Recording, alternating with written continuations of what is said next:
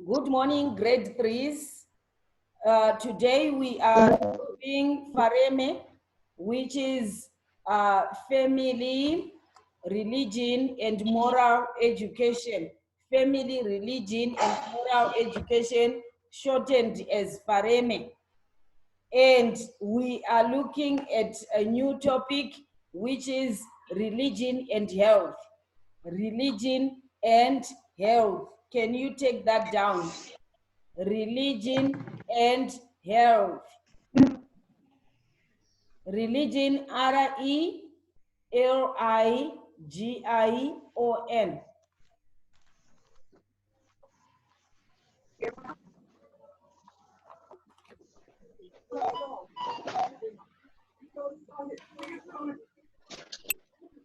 Okay, so without wasting a lot of time, we want to see how religion is connected to health, how religion is connected to health. Remember, we did a topic on religion alone when we were talking about Christianity, indigenous religion, and also Islam and Judaism. Those are the four religions that we have learned about. So now we want to see what is the connection between those religions and health. How does religion come in the health? Okay. Okay, Michelle is there. Morning, Michelle. Okay, FAREME. Our subject is FAREME, and we are looking at religion and health. Religion and health.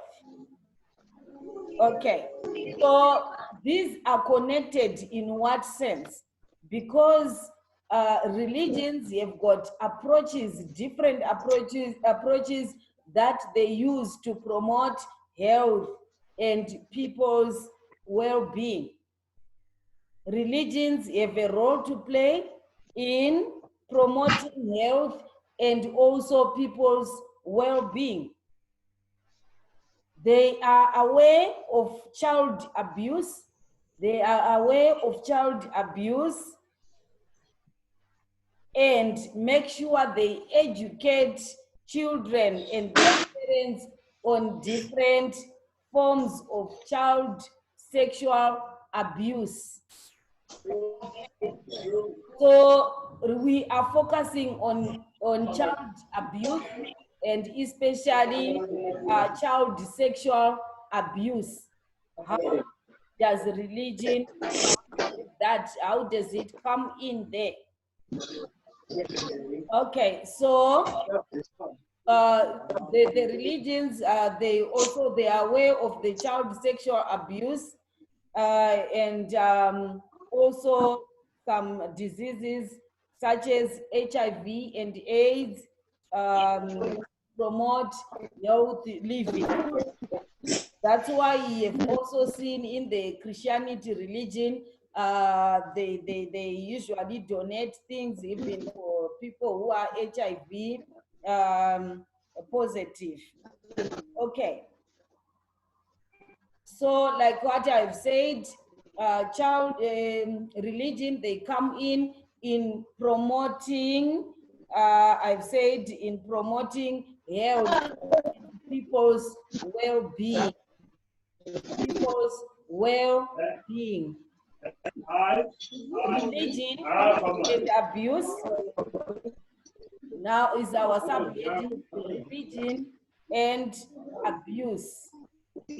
Remember, in my introduction, I have said religion comes to promote health and people's well-being, and also some diseases such as HIV and AIDS.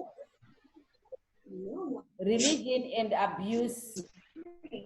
What kind of abuse are we talking about here?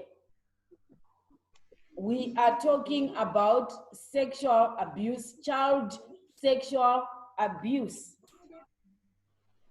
which is now common in homes, at our homes, in families, in schools, or even at religious gatherings. This child sexual abuse, it is common in families, in schools, or even in church gatherings. And I think I warned people that when I start the lesson, no movements, because you'll be disturbing us. No movements. Sit down and listen attentively. Okay. Oh, so children are mostly targets of this sexual abuse. Children are mostly targets of this sexual abuse. And one should know about abuse and where to go if it happens. So that's the job of the religions there.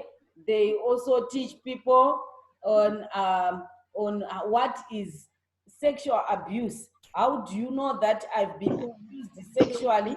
And if it happens, where do you go to?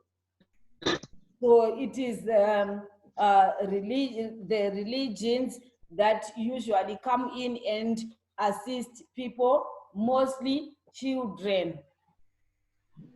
Okay, and then we now have got different forms of abuse, different forms of sexual abuse, different forms of sexual abuse. And sexual abuse is when someone harms a minor. Sexual abuse is when someone harms a minor. And who is the minor? A minor is someone who is below the age of 18.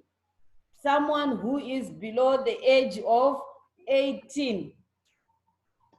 Okay, I think in grade 2, you were also taught about this sexual abuse. Who can tell me an example of sexual abuse? Even in grade 1, you were also taught that you must not allow someone to touch what?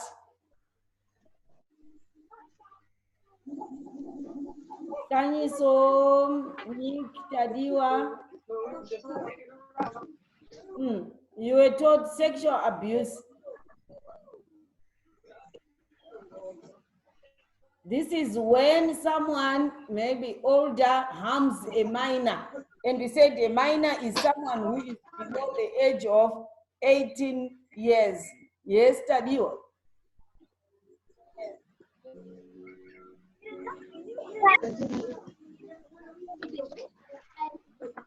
Okay, can you come again? I can't hear you, Tadiwa.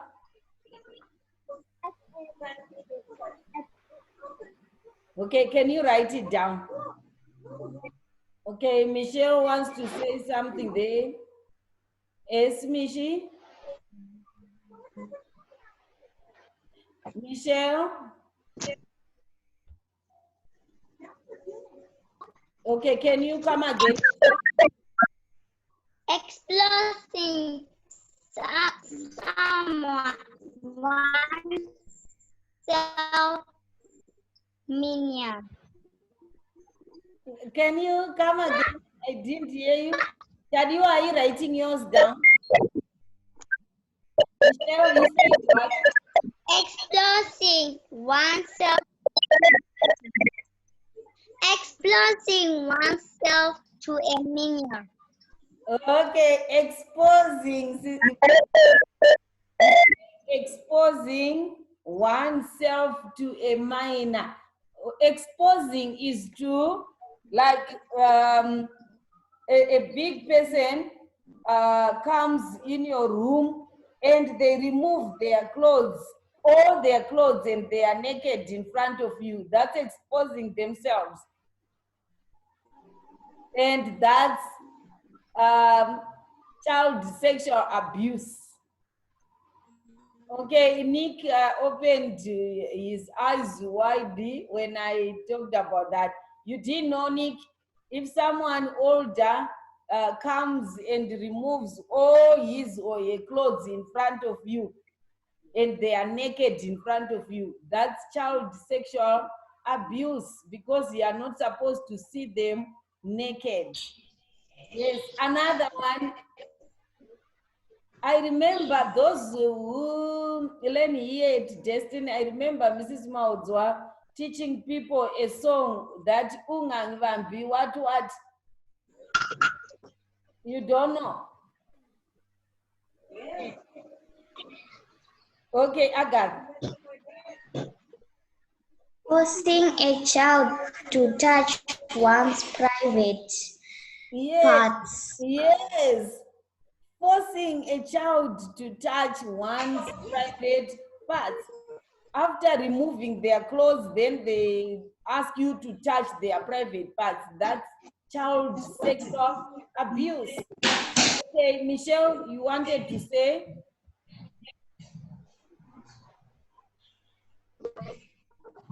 I wanted to say the same thing. Yeah? I wanted to say the same thing. Yes, we are talking about forcing you to touch their private parts. What about them touching your private?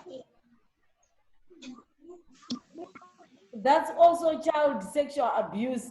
Like a big man, Michelle, a big man, Agatha and Tadima, a big man comes to you and let's say you are naked and they start fondling your breasts. They start touching your breasts, touching your bums or your private part. That's child sexual abuse. Okay. And Nick is now very shy. Okay, are you getting me, guys? Are you getting me? Yes. Yes. Hey. So be careful. If they come and start touching you, you don't have to allow them to do that. Is that okay? Okay. Michelle?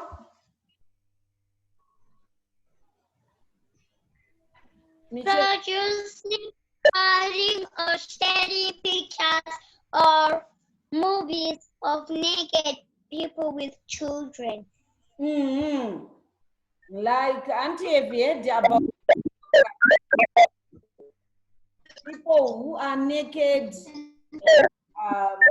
people who are involved in sexual activities, even watching a movie with, I'm watching a movie with Michelle and Agatha Tadiwa there, and in the movie, there are people who are involved in sexual activities who are naked. It's also child sexual abuse. Is that clear? Yes. Yes. Yes. And lastly, it's sexual intercourse.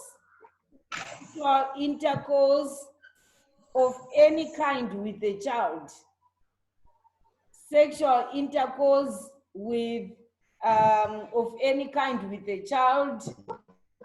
Don't allow them to put their things in you, and also even if they ask you to take their private parts in your mouth, you don't have to allow them to do that. That's child sexual abuse. Child sexual abuse. Don't allow them. Is that clear? Yes. Yes. And then who are these potential perpetrators? Perpetrators are people who break the law. They commit an illegal act. they commit an illegal act or they break the law. Who are these ones who do that? And we call these ones abusers. People who break the law, they are called abusers or perpetrators because what do? First of all, they don't just come and say, you touch my private part. But first of all, they try to gain your trust. Sometimes they give you sweets because you children, you like sweets a lot. They give you sweets, biscuits, nice things, chocolates, or they tell you, if you touch my private part, I'll buy chips and chicken for you.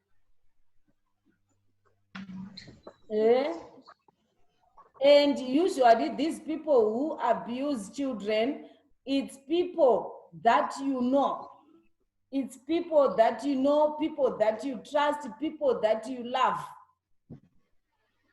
And a lot of children have been abused even by their fathers.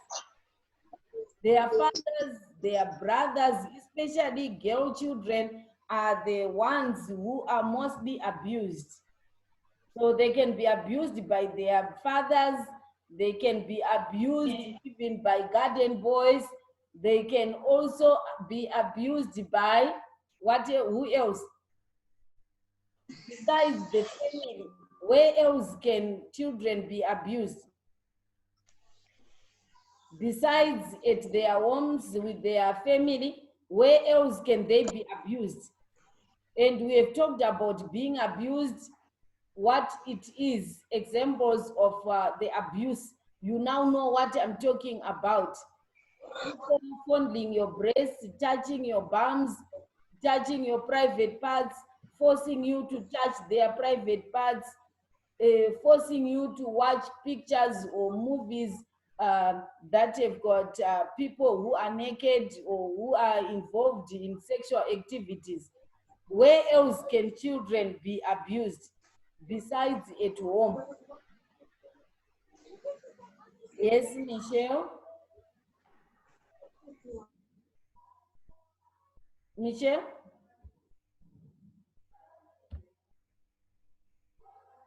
Okay, Michelle is frozen there. Okay, Agatha. The same with Agatha. Okay, so they can. Okay, can you hear me? Agatha, Michelle.